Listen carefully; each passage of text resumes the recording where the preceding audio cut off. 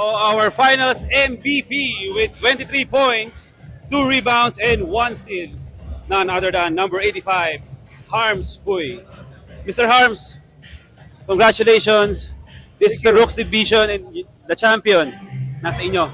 Boss Harms, ano masasabi mo ngayon? Nag-champion kayo dito sa Rising Hoops. Very excited at saka at the same time masaya kasi ang tagal din namin talagang hinahangat na magkaroon din ng championship kasi previous season kasi sa ibang division ninyo medyo nalaglag kami, pero dito sa Rooks Division at least nag-champion naman kami, so at least nakapatunayan din namin na kaya din namin mag-compete talaga.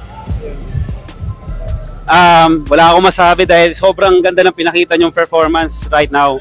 Nakita rin namin yung mga long bomb mo, back-to-back 3 points, sobrang grabe yun. So ano yung nagpa-inspire sa'yo to do that 3-point shot, Boss Harms?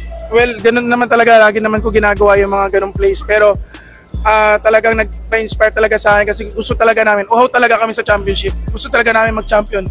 Kasi tagal-tagal din naman kasi namin ano yun, yung parang hinahangat namin na puro na kasi kami puro kasi kaming runner up lagi.